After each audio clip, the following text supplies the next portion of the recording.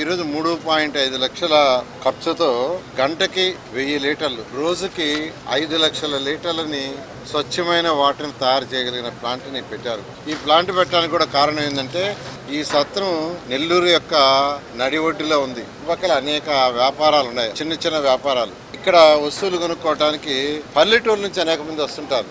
ఈ యొక్క అరణి కందప్ప గారు ఇక్కడెక్కడైతే హాస్పిటల్కి వస్తున్నారో వాళ్ళు ఇబ్బంది పడకూడదని ఇక్కడ వారు కొన్ని సత్రాలు కట్టి, కొన్ని రూములు కట్టి వాళ్ళకి ఇబ్బంది లేకుండా చేశారు. అలాంటిది 1971 వరకు వారి ట్రస్ట్ ఆధ్వర్యంలో ఉండింది. 1972లో ఇది ఎండోమెంట్ డిపార్ట్మెంట్ లో విలీనం చేసి ఈరోజు ప్రభుత్వం, ఎన్డీఏ ప్రభుత్వం యాక్చువల్ గా దీన్ని ముందుకు తీసుకుపోతుంది.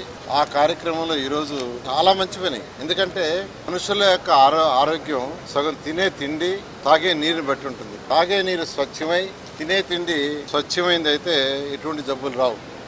ముఖ్యమంత్రి గారు అయితే దాని మీద స్పెషల్ డ్రైవ్ చేస్తూ ఈరోజు డిప్యూటీ సీఎం గారు కావచ్చు, సీఎం గారు కావచ్చు, డ్రింకింగ్ వాటర్కి 2029 నాటికి ఈ రాష్ట్రంలో ఉన్న ప్రతి ఇంటికి ట్యాప్ కనెక్షన్ ఉండాలి.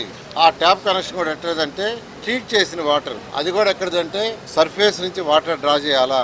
ఆ విధంగా ఆదేశిస్తే ఈరోజు అటు కేంద్ర ప్రభుత్వం, రాష్ట్ర ప్రభుత్వం కలిసి అనేక ప్రాజెక్టులు తీసుకొచ్చినాయి. నా మున్సిపల్ కార్పొరేషన్లో అయితే 14,000 కోట్ల రూపాయలతో వాటర్ వర్క్ స్టార్ట్ అయినాయి. అదేవిధంగా రూరల్లో కూడా జల జీవన్ అనే కార్యక్రమాన్ని 28,000 కోట్లతో, అది కూడా గత ప్రభుత్వంలో కేంద్ర ప్రభుత్వం మన రాష్ట్రానికి శాంక్షన్ చేస్తే గత ప్రభుత్వం దాన్ని వదిలేస్తే మొన్న అక్టోబర్కి దానికి టైం అయిపోతే మళ్ళా గౌరవ ముఖ్యమంత్రి గారు కేంద్రాన్ని సంప్రదించి, డిప్యూటీ సీఎం గారు కూడా కేంద్రాన్ని సంప్రదించి 28,000 కోట్లని మళ్ళా శాంక్షన్ చేయించారు. అది కూడా గ్రౌండ్ అయింది, కొంత ఇంకా గ్రౌండ్ అవుతుంది. అవి కూడా 2029 కల్లా పూర్తి చేయాలని నిర్దేశించారు. దానికి అనుగుణంగానే ఈ యొక్క అరణి కందప్ప మేస్త్రి సత్రంలో కమిటీ వారు కూడా ప్రజలకు స్వచ్ఛమైన నీరు ఇవ్వాలని ఇది స్టార్ట్ చేసినందుకు నేను అభినందిస్తున్నాను. ఈ techno olympiad, CMOS park, మెడిస్ park వంటి ఆధునిక అకాడమిక్ ప్రోగ్రామ్స్ ద్వారా విద్యార్థుల్లో లాజికల్ థింకింగ్, సైన్స్ అవగాహన మరియు విశ్లేషణాత్మక నైపుణ్యాలను అభివృద్ధి చేస్తూ సిబిఎస్ఈ అండ్ స్టేట్ బోర్డు కరికులంలలో అత్యుత్తమ ఫలితాల సాధనకు దృఢమైన పునాది వేస్తోంది నారాయణ.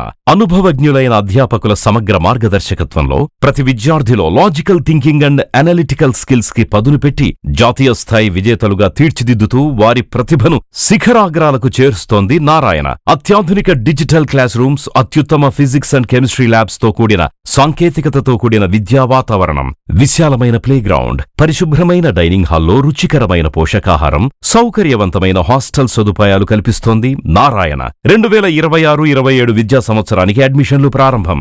వావిలేటిపాడు, ధనలక్ష్మీపురం, నెల్లూరు.